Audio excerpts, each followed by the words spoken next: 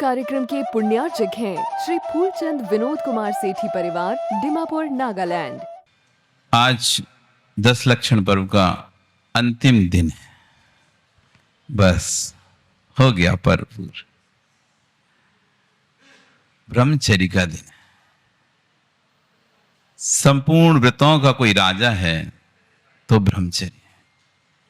इंद्रियों में रसना इंद्री, सभी इंद्रियों पर नियंत्रण होता है, लेकिन रसना इंद्री पर मुश्किल से नियंत्रण हो पाता है। खाने की ग्रद्धता व्यक्ति को रहती है। व्यक्ति सुने बिना रह सकता है, देखे बिना रह सकता है, सूंघे बिना रह सकता है, स्पर्श करे बिना रह सकता है, लेकिन भोजन अच्छा चाहिए। आप दुकान पर काम करते हो, ध्यान नहीं देते, गर्मी सर्दी सब में रह लेते हो। ऐसे स्थान पर भी काम करते जहां बगल में नॉनवेज की दुकान भी, तब भी सुगंध आती, दुर्गंध आती, वो भी सूंघते रहते हो। ऐसे स्थान पर भी काम कर लेते हो जहां कच पच की आवाजें आती रहती, कटर कटर, तब भी वो। ऐसे स्थान पर जहां सामने अशुभ दृश्य दिखते हैं, ऐसे स्थान। लेकिन भोजन की थाली जब बैठते हो, अगर भोजन सही नहीं मिले तो पारा चढ़ जाता है, पारा चढ़ जाता है। भोजन सही होना चाहिए। तो कह रहे हैं इंद्रियों में रसना इंद्री, ये सबसे बड़ी कठिनाई से जीती जाती है। आखिरी तक अंतिम समय तक, समाधि तक भी व्यक्ति कहता है ये खाने चाहिए मुझे। उससे पूछा जाए खपता नहीं है तब भी चाहिए, खप नहीं रहा तब भी दे दो। इसलिए इंद्रियों में सबसे बड़ी कोई इंद्रिय है तो रसना इंद्रिय है। इस पर नियंत्रण कर लिया आपने, सब पे नियंत्रण कर लिया।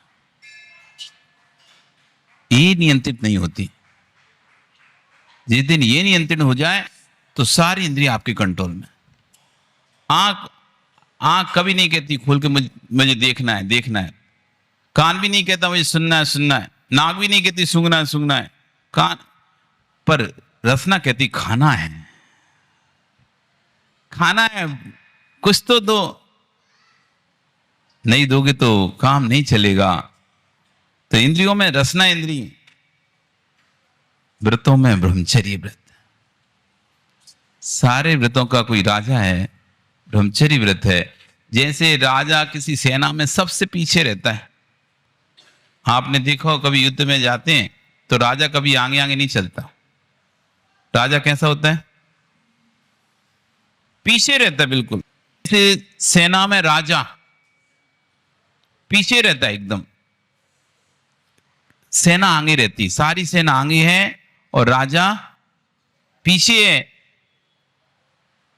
अगर राजा को किसी ने जीत लिया, सेना को जीतने की जरूरत नहीं है। राजा को जीत लिया, इसलिए राजा की सुरक्षा की जाती थी, राजा को घेरे में रखा जाता था, राजा के पास शत्रु भटकने ना पाए। पहले शत्रु को इन लोगों से निपटना पड़े, तब जाके राजा के पास आखिरी में आता था, क्योंकि राजा को यदि पहले पकड़ लिया तो सारी सेना का काम खत्म। तो राजा ही मुख्य है, पीछे है। इसलिए देखो, अहिंसा, सत्य, अचौर्य, अपग्रह, ब्रह्मचर्य, पीछे ब्रह्मचर्य राजा। सभी 5 पापों में, सभी इंद्रियों में, सभी व्रतों में राजा कोई है तो ब्रह्मचर्य राजा है। इसलिए आचार्य के सत्य का जीवन ही ध्रुव जीवन है और आत्म ब्रह्म की लीनता ही सत्य है, बाकी सब असत्य है। जो मेरा निस्वभाव है, जो मेरी आत्मा है, यही एक सत्य है। बाकी जो सब हमको दिखाई दे रहा है सब माया है, सब भ्रम है। ये मेरा है, ये मेरा है। आपको क्या लग रहा है? किसी व्यक्ति को देखते हो, किसी वस्तु को देखते हो, घर देखते हो, ये मेरा घर है। संबंध देखते हो, रिश्ते देखते हो, ये मेरा रिश्ता है, ये मेरा पत्नी है, ये मेरा भाई है, ये मेरा दोस्त है, ये मेरा बेटा है। ये सब भ्रम है, आपका कुछ भी नहीं है। क्योंकि आपके साथ जो जाए बस वो आपका, आपके साथ जो जाए वो आपका। कौन जाएगा आपके साथ?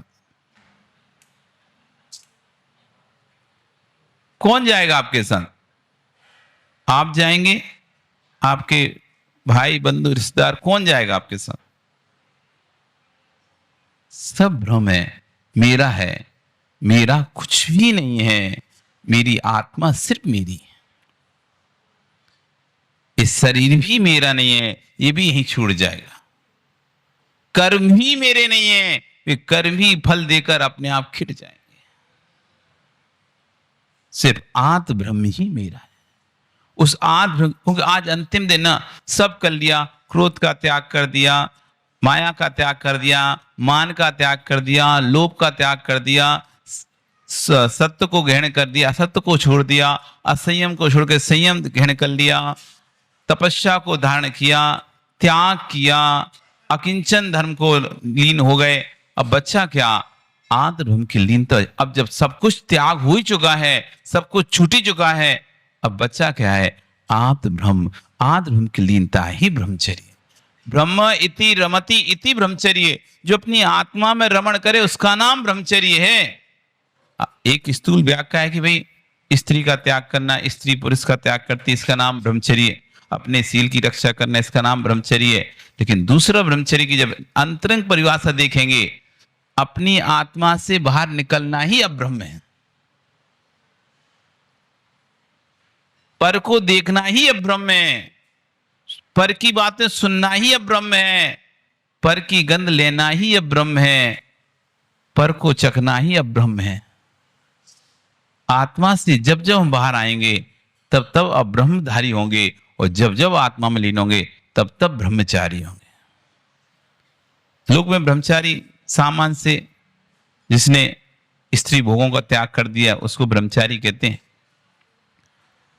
एक स्थूल परिभाषा है, व्यवहार परिभाषा है। अंतरंग परिभाषा, बाहर से तुमने भले स्त्री भोगों का त्याग कर दिया है, लेकिन विषय कसाय आज भी तुम्हारे अंदर मौजूद हैं। तो इसलिए भगवान भी पूर्ण ब्रह्मचारी नहीं हो पाते। 18,000 प्रकार का सील है। कितने प्रकार का? एक प्रकार का सील व्रत नहीं है, 18,000 प्रकार का। राजेश कितना? 18,000। जब सिद्ध बनते ना, 14वें गुण स्थान में जाते हैं, तब जाके 18,000 सील की पूर्णता होती है। 13वें गुण स्थान में भी पूर्ण सील व्रत नहीं है। सोचो, अरिहंत परमेष्ठी पूर्ण सील व्रत नहीं है। क्यों? क्योंकि अभी उनके पास वो शरीर है जिस शरीर से उन्होंने भोगों को भोगा था। अभी उनके पास शरीर है, वो शरीर है, उस शरीर, जिस शरीर ने पाप किया था, अभी वो शरीर उनके साथ में, इसलिए पूर्ण ब्रह्मचर्य नहीं हो पा रहा है। जो शरीर भी साथ छोड़ देगा, शरीर से भी जब साथ छूट जाएगा, वो 14वां गुण स्थान होगा, अयोग केवली का, तब जाके पूर्ण ब्रह्मचार्य, अब पूर्ण आत्मा में लीन हो गए। वैसा ब्रह्म नहीं है जैसा हम ब्रह्म लोग में समझते, लेकिन वो शरीर है जिस शरीर ने विषयों का सेवन किया था, 5 इंद्रियों के विषयों का सेवन किया था, वो शरीर अभी भी अरिहंत के पास है। जैसे कहते ना, आप दोषी नहीं हो, लेकिन आप दोषी को पनाह दो तो। आपने स्वयं कोई दोष नहीं किया, लेकिन आपने दोष करने वाले को पनाह दी है। आप दोषी कहलाएंगे कि नहीं कहलाएंगे? जब तक वो आपके घर में रहेगा, जब तक वो आपके घर में रहेगा, आप दोषी कहलाओगे, पकड़े जाओगे, तो आपको भी सजा होगी। होगी कि नहीं होगी? वकील साहब बताओ। आपने पनाह दी है, दोषी को पनाह दी है, दोषी ने तो दोष किया है, लेकिन आप उसको संरक्षण आपके द्वारा मिल रहा है, इसलिए आप भी दोषी हो गए। ऐसी शरीर को संरक्षण ये आत्मा भी दे रही है, इस शरीर की पुष्टि आत्मा भी कर रही है, इस शरीर के माध्यम से आत्मा में हलन चलन हो रहा है। इसलिए शरीर अभी आपके साथ है, जिसने 5 इंद्रिय विषयों का भोग किया था, इसलिए अभी पूर्णशील नहीं है। पूर्णशील तब होगा जब शरीर भी से भी आपका आत्मा का संबंध छूट जाएगा। तो 14वां गुण स्थान में संबंध छूटता है, तब जाके सील की पूर्णता होती है, 18,000 सील की पूर्णता। इतना गहरा है ब्रह्मचर्य। बस हमारे यहाँ हमने इतना ब्रह्मचर्य कितना ही समझ रखा है, स्त्री पुरुष, पुरुष स्त्री वाला। बाकी ब्रह्मचर्य शब्द बहुत गहरा है, क्योंकि धर्म है, क्रिया नहीं है। ये धर्म है, वो तो छूटेगा तभी जाके धर्म में प्रवेश कर पाएगा। यदि बाहर का ब्रह्म नहीं छूटेगा तो ब्रह्मचर्य धर्म में प्रवेश करेगा कैसे? जब बाहर के अब्रह्म में लीन रहने वाला सामान्य घर के कार्यों में लिप्त नहीं हो पाता, उनमें ध्यान नहीं दे पाता, जो ब्रह्म में लीन रहता है, अब्रह्म जिसको दिखाई दिखता है उसको और कुछ नहीं दिखाई देता, तो फिर वो धर्म क्या दिखाई देगा? इसलिए बाहर का ब्रह्मचर्य तो है ही, लेकिन बाहर के ब्रह्मचर्य के बाद जो अंतरंग का ब्रह्मचर्य है वो आत्मलीनता है। आचर्य क्या है? बहुत से शरीर की वृत्ति, अशुभ चेष्टा, ये तो पशु वृत्ति है। शरीर की वृत्ति, प्रवृत्ति, अशुभ चेष्टा, ये तो पशु वृत्ति है। पशु भी भोगों को भोगना जानते हैं और आप भी भोगों को भोगना जानते हैं। पशु और आप में अरे भोगों की अपेक्षा से देखा जाए तो कोई असमानता नहीं है, दोनों समान ही है। बस इतना ही अंतर है कि आप बंद कमरे में भोग भोगते हो, वे खुले में भोग भोगते हैं। पशु वृत्ति है। यदि भोग भोगना के लिए यदि हमने मनुष्य पर्याय प्राप्त की है, भोग भोगने के लिए यदि मनुष्य पर्याय प्राप्त की है, तो कह रहे हैं भोग तो पशु वृत्ति है, ये भोग तो पशु भी भोगते हैं। आप तिरंजी भी बनते तब भी वहां भी आपको भोग मिल जाते हैं। शरीर की वृत्ति, अशुभ चेष्टा, ये तो पशु वृत्ति है। पशु वृत्ति का ही त्याग नहीं हो सकता है तो ज्ञानी मनुष्य देह प्राप्त करना कोई श्रेयस कार्य नहीं है। तिरंच ब्रह्मचर्य का पालन नहीं करते ना, और आप भी मनुष्य के ब्रह्मचर्य का पालन नहीं करे, तो आचार्य उन कह रहे कि मनुष्य देह प्राप्त करना कोई श्रेयस नहीं है। कम से कम तिरंच और आप में कोई अंतर तो डालो। जैसे वो जब मर्जी आती तब भोग भोग लेते हैं, ऐसी हमको भी जब मर्जी होती है तब भोग भोगना प्रारंभ कर देते हैं। हम मनुष्य हैं, तिरंच नहीं है। कब से इतना निर्णय कर लो हमको कब कब भोग भोगना है और कब नहीं भोगना है।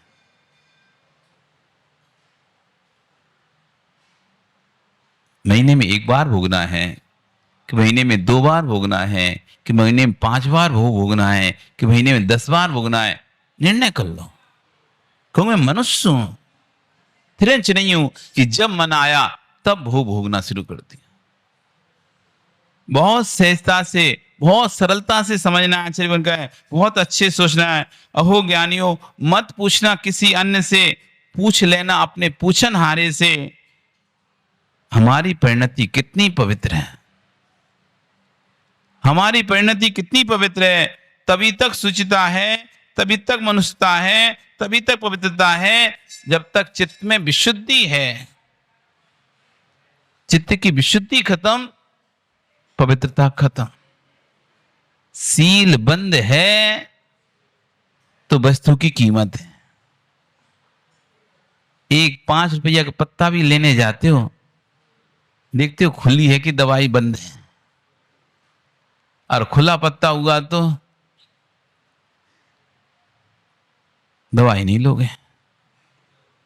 सील बंद है कि नहीं है। डिब्बी भी, शीशी भी देखते हो ना, सील बंद होगी तो विश्वास है, और सील खुल गया तो विश्वास खत्म। जिनके सील हैं उन्हीं पर ही विश्वास होता है। इसलिए धन्य है दिगंबर विराज, आप अपना घर सब कुछ खुला छोड़ देते हो। महाराज जी हमारे घर में प्रवेश कीजिए। दूसरा आता है, लॉक कर दो अलमारी अलमारी, सब लॉक कर दो, साथ में एक आदमी और घूमते रहो। अनजान व्यक्ति है, अनजान व्यक्ति है, घर में आया है। अपनी कीमती सामान तो बंद करके रखो, और ले से दिगंबर विराज आते हैं, गल्ला भी खोल देते। महाराज जी इसमें भी थोड़ा सा।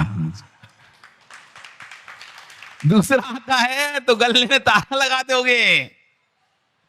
लेसी विराज आए तो तुमने गल्ला भी खोल दिया, पेटी खोल दी, ये वाला गल्ला भी, वो वाला, इसमें भी थोड़ी सरसों डाल दो, इसमें भी थोड़ी सरसों डाल दो, इसमें भी थोड़ी सरसों डाल दो। किस चीज का विश्वास है? सील है तो विश्वास है। सील गया, विश्वास गया। सील बंद है तो वस्तु की कीमत है। जो भी बाजार में जाता है पैकिंग देखता है, यानी सील खुली है तो भ्रम खड़ा हो जाता है। औषधि भी छोटी सी पुड़िया भी खरीदता है तो उसमें भी देखता है, व्यक्ति कहे गलती से खोल दी हमने, नहीं भैया तुम तो 5 रुपये कम दे देना, नहीं तुम तो पूरे पैसे ले लेंगे, बंद वाली दो। कोई भी चीज लेने जाते हो, अरे इसका ढक्कन खुल जाए, वो कहता है ये 5 रुपए कम में दे देना, 10 रुपए कम दे देना, इसके ढक्कन गलती से खुल गया, नहीं भैया तुम तो इसको रखो, दूसरे को देना, हमें तो बंद ढक्कन वाली दो, तो पूरे पैसे लो, नहीं चाहिए हमें कम पैसे में। क्या पता भ्रम है, मिलावट तो नहीं है, कुछ गड़बड़ तो नहीं है, क्यों दे रहा है? तो सील खुली है तो भ्रम खड़ा हो जाता है, उसमें भी सील देखता है, सील बंद देख, अहो 4 पैसे की वस्तु पर सील देखता है, सील खुल गई तो कीमत समाप्त हो गई, सील गया तो सब कुछ गया, सील है तो सब कुछ है, सील है तो शिव है, और सील नहीं है तो सब है। सब यानी मुर्दा, शिव यानी मोक्ष। सील है तो शिव मिलेगा, और सील गया तो सब बनेगा, मुर्दा ही बनेगा। अंतर इतना ही है, एक बोलता हुआ मुर्दा है, दूसरा बिना बोलता हुआ मुर्दा है। आप बोलते हुए मुर्दे हो, और ये जो मरा पड़ा हुआ है वो बिना बोलता हुआ मुर्दा है। पौरुष, उत्साह, प्रज्ञा, बुद्धि, विवेक सब निहित हैं सील पर। जो जितने प्रज्ञावान होना चाहते हैं, ज्ञानवान होना चाहते हैं, बुद्धि का विकास करना चाहते हैं, ज्ञानदान दो ठीक है अपनी जगह, लेकिन पहले अपने सील का ध्यान रखो, अपने ब्रह्मचर्य का ध्यान रखो। जो जितना अधिक ब्रह्मचर्य से रहेगा, जो जितना अधिक ब्रह्मचर्य का पालन करेगा, वो उतना ज्ञानी होगा। इस कार्यक्रम के पुण्यार्जक थे श्री फूलचंद विनोद कुमार सेठी परिवार, डिमापुर, नागालैंड।